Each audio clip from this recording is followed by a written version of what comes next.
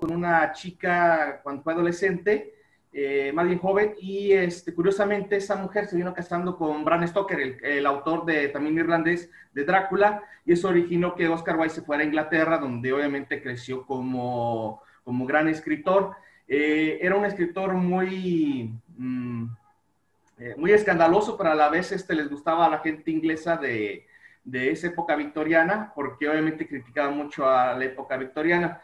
Bueno, ya después cuando escribe el retrato de Dorian Gray, empieza a venir su decadencia. Curiosamente, el retrato de Dorian Gray no iba a ser una novela, iba a ser un cuento, pero obviamente le recomendaron que siguiera escribiendo, que siguiera ampliando ese pequeño cuento hasta convertirlo en novela. Después obviamente tiene una serie de escándalos porque obviamente él es abiertamente gay, y obviamente en la época victoriana eso era un delito, lo cual lo terminaron metiendo hasta en la cárcel, y acá lo cual terminó su carrera, donde él murió en 1909 por una enfermedad en Francia, ya exiliado y obviamente destruido por la sociedad inglesa, que lo llevó a la cumbre literaria. Pues una lástima, porque me hubiera gustado leer una obra de él después de la Primera Guerra Mundial. Creo que hubiera sido una gran crítica hacia la sociedad inglesa.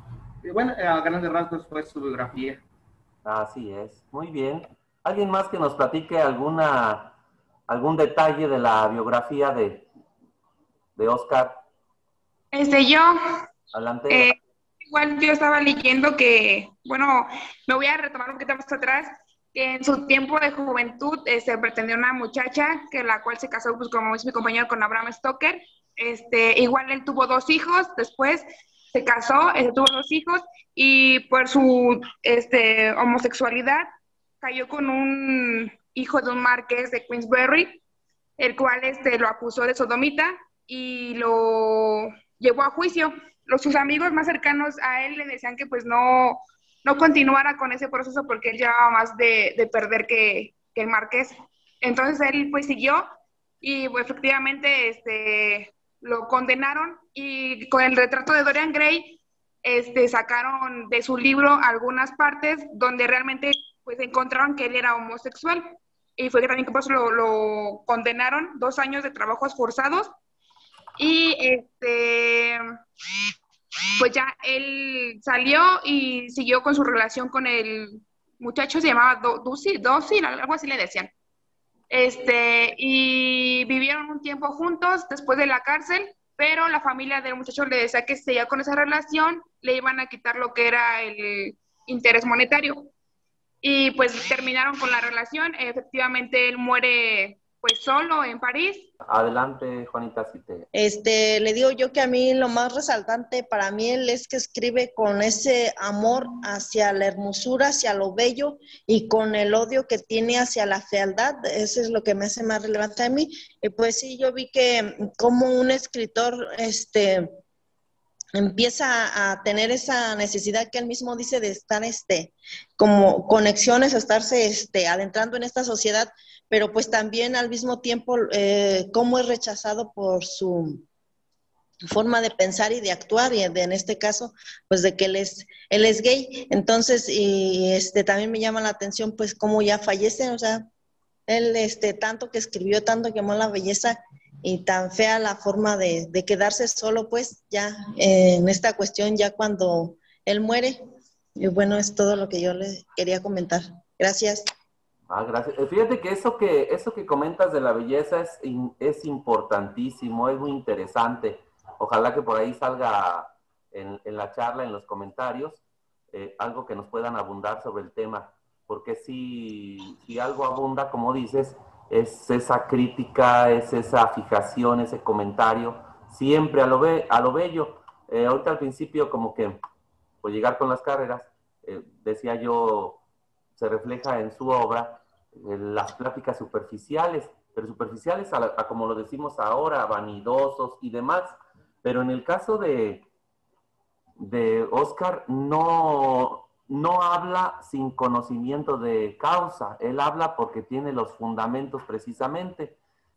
Hubo una corriente allí en Inglaterra donde se buscaba mucho la buena presencia. Ustedes hasta la fecha ven que los los ingleses buscan una buena presentación, son los inventores, y si no son los inventores, por lo menos el perfeccionamiento de muchas vestimentas, las gabardinas, la corbata. Sea muy interesante y de tarea ver en dónde nacen las corbatas, ¿no? Sé que en las cortes ya medievales por ahí existían, pero Inglaterra, toda esa parte vistosa les gusta.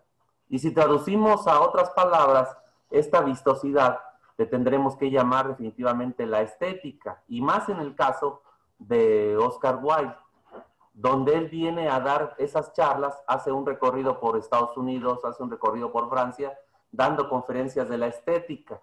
Licenciado, también quisiera agregar que no solamente la novela de Oscar Wilde obviamente habla de la estética, también habla sobre la ética. De hecho, es una de las novelas más recomendadas para leer a los muchachos de preparatoria en filosofía, ya que obviamente él habla del hedonismo, y obviamente el hedonismo es la corriente filosófica que es satisfacer el placer, todo el placer, no importa de dónde venga, lo importante es que uno reciba ese placer, lo cual lleva a un relajamiento moral y obviamente un egoísmo, y eso es obviamente lo que transcurre en la novela, y obviamente es un tema muy importante, no solamente la estética, sino también hasta dónde podemos llegar para alcanzar ese placer, y lo aborda muy bien Oscar Wilde en esta novela. Sí, sí, sí, les digo, él cuando habla sobre esos temas que va metiendo, habla con todo conocimiento de causa, al menos teórico. Bueno, y también en la práctica, pues se llevó sus reveses, ¿no? Como lo que platicamos. Todavía a nuestras sociedades nos cuesta mucho trabajo hablar de la homosexualidad. Entonces, ya desde hace 100 años, Oscar Wilde, o un poquito más, planteaba ahí en sus obras el por qué no, y si recordarán, si leyeron un poquito más profundo la biografía, sus mismas obras fueron el argumento definitivo para su sentencia, ¿sí? Como homosexual, tú eres homosexual porque mira lo que dices en tus obras, mira lo que escribes acá, y ya con los hechos, pues refuerzan los argumentos, ¿no? Entonces, muy bien, excelente, gracias Carlos. ¿Algo más antes de pasar a la obra? Me parece que Julieta. Les digo, compañeros, antes de pasar a analizar una obra, yo les voy a nombrar algunas de las obras que él escribió. Escribió el retrato de Dorian Gray, La importancia de llamarse Ernesto, El gigante egoísta, Un esposo ideal, De Profundis y una de tantas, El príncipe feliz. Esas son algunas de sus obras que él escribió. Ya que profundizamos en sus obras, ¿por qué no me hablan de sus otras obras bonitas? A ver, así, una referencia así chiquita de sus obras bonitas, de sus cuentos. El príncipe feliz. Ah. Sí. Esa también es una historia muy, muy bonita que él hacía. Sí, porque es muy padre ver aunque ya está el dramatismo que tiene en Oscar Wilde, ya se encuentra presente también en El Príncipe Feliz. Sin embargo, pues acá con una historia bonita, romántica, ¿no? Del final, de que buscan tener un objetivo común. Muy bien. Otro sería El fantasma de Canterbury. Yo lo leí cuando era adolescente y la verdad me gustó, me hizo reír bastante de cómo pintaban a los americanos y cómo se enfrentaban a un fantasma. Entonces fue algo muy chusco. Obviamente al final tiene una gran moraleja, pero recuerdo cómo me divertí, cómo los niños americanos hacían sufrir al pobre fantasma. Sí, bueno, por ahí ya les avisé, creo que les comenté que íbamos a ver a Charles Dickens. Yo creo que vale mucho la pena irnos con El fantasma para la próxima semana. Va a ser muy, muy padre juntar esta con la otra cara de Oscar Wilde. Bien, adelante, si no hay otra plática de las obras, adelante con Adelante con el retrato. Bueno, al principio me llamó mucho la atención que son muy marcados los personajes principales. Son tres, al fin de cuentas es uno el que es principal, pero para mí son los tres. Sin uno de los tres no existe la obra realmente. A mí me encantó estar leyendo esas primeras partes porque, bueno, el pintor habla de la belleza que tiene el muchacho y de cómo fue, o sea, como que yo siento que en un punto se enamoró de su belleza. O sea, se supone que él ya tenía familia, ¿no?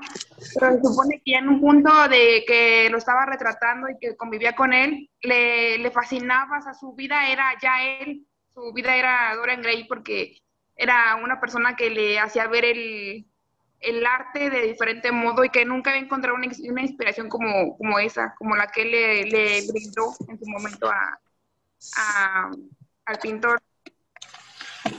Muy bien. Adelante.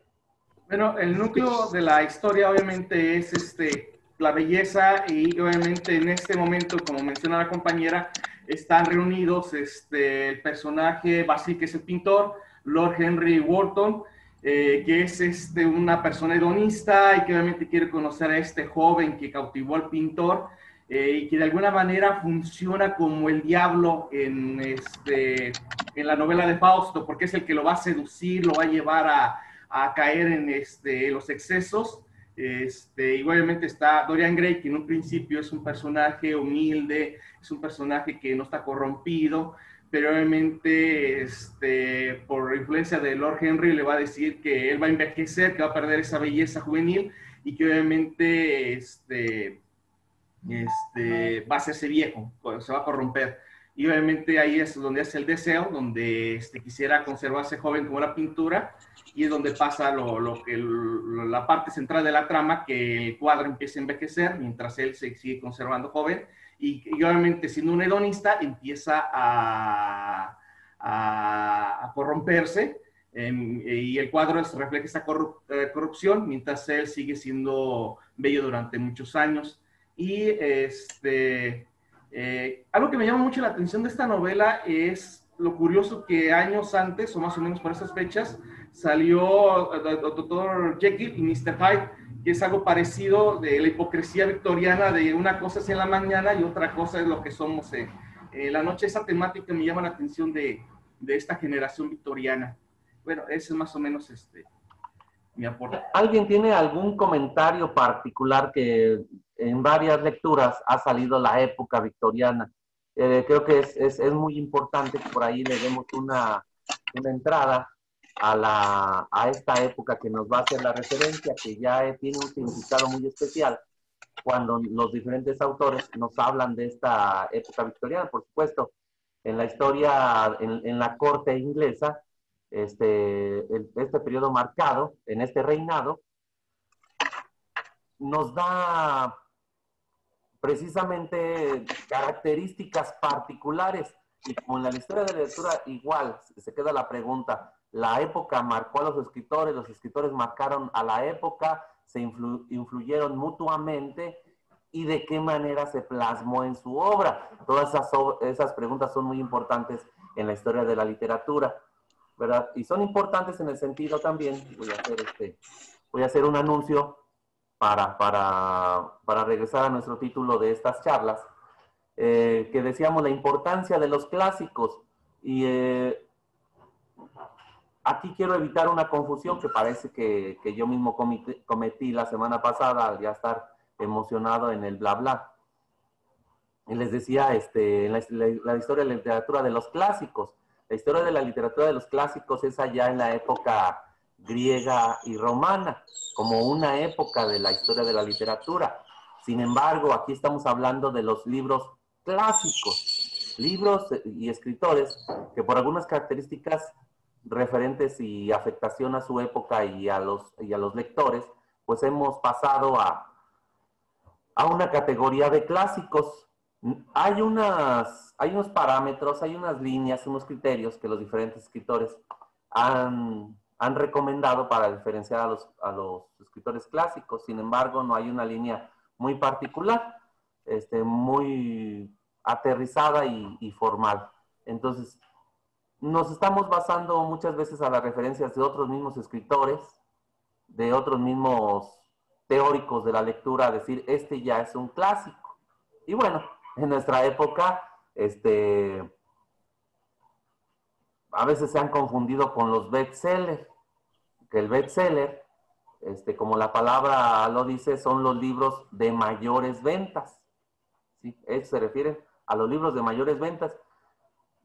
Y cabría la pregunta, ¿todos los bestsellers son libros clásicos? ¿Todos los clásicos fueron en su momento bestsellers? Yo creo que no. Por ejemplo, decíamos la semana pasada de Lovecraft que él, que no fue conocido ni conocido, menos aún reconocido en su época, y como le sucede si no a la mayoría, a una muy buena parte de los escritores, ¿verdad? Entonces, nuestro tema, estamos hablando de los libros clásicos, para nomás corrigiendo a esa pequeña confusión que pudiera haber, ¿verdad? Esta época victoriana será muy importante y la seguiremos, les digo que lo dejemos ahí como tarea para profundizar, porque va a ser muy importante no solamente en esta obra que comenta Carlos, sino también pues nos vamos a ir hasta dónde marcan la época victoriana a nuestros escritores ingleses. La literatura inglesa muy importante, muy pero muy importante en el siglo XIX. Continuamos con la obra, por favor. Desarrollo de la obra. Sí, bueno, como me comentaba mi compañero, se habían reunido los tres personajes, Basil, Lord Henry y Dorian Gray, porque estaban por terminar su retrato, y al terminar, pues el chico ya corrompido por Lord Henry, pues se asombra y ve que realmente es cierto, o sea, su retrato jamás va a envejecer, pero él sí, o sea, las huellas del tiempo van a pasar por él, y él, pues, empezó a llorar y decía que no podía ser posible, que el cuadro fuese más joven, y él cada segundo que pasaba iba envejeciendo. Entonces como que, pues así dijo que él quería que en lugar de él envejecer, su cuadro envejeciera y todo los pecados que él cometiera se reflejaran en su cuadro. El pintor, la verdad, pues se puso muy triste porque él le había pedido a Lord Henry que no lo corrompiera, que de favor era lo único que le pedía, que no quería que lo corrompiera porque el chavo era muy, pues sí, muy, ¿cómo podré decirlo? Pues sí, no estaba corrompido, era una alma pura, por así decirlo. Entonces, pues así fue pasando, se lo llevó a seguirle comentando que la belleza era, pues sí, no duraba mucho tiempo, que disfrutara sus años de juventud. Muy bien. Bien, vamos a cerrar. Ya estamos en el tiempo. Vamos a cerrar con tres puntos que parecen la enciclopedia de los porqués. ¿Cómo recomendaríamos la obra? ¿Qué parte resaltaríamos? Esto tiene que ver a quién se lo recomendaríamos también y por qué. ¿Ah? Por eso le digo que parece de enciclopedia. Sí, adelante, dinos. Sí, mire, licenciado, pues yo más que nada resaltaría, es una novela, una obra de teatro, digo una obra, perdón, pues más que nada los jóvenes. Ya ve que en el adolescente pasa muchas veces que no se quieren por ellos mismos, más que nada porque la novela habla sobre la belleza. Yo recomendaría en cierta parte, ya ve que ahí habla sobre ese tema. Sería algo importante que a los jóvenes les llamaría mucho la atención porque están en una edad que están como que sí, como que no, pues ya ve que allí cuando uno es adolescente, no, que tú eres bien feo, que tú estás bien guapo, o sea, y todo como que nos va a ir traumando, ¿eh? O sea, es una obra que les serviría mucho que la leyeran. Muy bien, muy bien. Adelante. Yo me enfocaría, bueno, en el caso de los jóvenes, me enfocaría hablaré un poquito sobre el hedonismo y obviamente al momento de querer satisfacer siempre el deseo del placer, hacia dónde te va a llevar. Obviamente decía que obviamente iba a haber una relajación moral y te va a llevar a la destrucción. Entonces, por ese lado, un poquito de teoría filosófica les hablaría y les diría que que leyeran esta novela para que vieran cómo de tanto placer lo único que te va a llevar es a destruirte. En caso de los adultos, yo me enfocaría más en lo que es la clase victoriana. Me fascinó ahora que lo volví a leer, a retomar la novela, la forma que se expresan los victorianos de la gente pobre, de feos no los bajan, de vulgares no los bajan. Entonces me sentí, me dejó con la boca abierta la forma en que se expresaban la sociedad de la gente humilde, y obviamente ese es algo muy importante de la corriente victoriana, que obviamente siempre se resalta la belleza, la nobleza, cómo eran todos los dandies y todo, y sin embargo tienen esa Londres abandonada, esa Londres horrenda, que no quieren, de la prostitución, de los ladrones. Whitechapel, ahí lo mencionan, todo. Entonces yo trataría de llevarlos por ese lado a los adultos para que miraran cómo los nobles se expresaban de la gente pobre en la Londres victoriana. Sí, y en una dialéctica hablaríamos de una obra, ¿cuál pudiera ser la antítesis del retrato de Dorian Gray en esa metiéndonos más a la profundidad del pensamiento, al contexto, a la cosmovisión, prácticamente, a la cosmovisión que describen, que es la cosmovisión, cómo veo al mundo, que es lo que dice Carlos, esa sociedad, cómo veía al mundo? Pues yo al pobre lo veo allá, al rico así, el trabajo de esta manera, e incluso pues se mete de lleno en esta parte estética, esa cosmovisión, su antítesis de la cosmovisión victoriana, pues es la obra de este niño, bueno, no del niño, el corazón diario de un niño, ¿no? Trata de resaltar sus bondades hasta en lo más sencillo de los relatos, trata de resaltar esa parte de inclusión, ¿verdad? Entonces, la antítesis, o sea, los contrarios completamente. Perdón, les estoy robando tiempo a ustedes. Adelante, por favor. Licenciado, yo creo que aquí, también como mis compañeros, yo también se lo recomendaría a lo que es jóvenes y adultos, pero más que nada, haciéndoles hincapié sobre lo que es la vanidad, porque a pesar de que a veces hay sencillez, no, la vanidad nos resalta, ¿no? Y son las consecuencias que nos llevan a cabo a. Y quiero compartir con ustedes un fragmento de unas cuantas líneas que igual del mismo autor dice: revelar el arte y ocultar al artista es el fin del arte. Estos son, como usted comentaba, tipos fragmentos o algunas de las cosas que él resaltaba también. ¿En qué capítulo lo tenemos eso? Para que ya lo dejemos en nuestras frases de dominguear. No, en el libro lo encuentro en el principio, al principio del libro.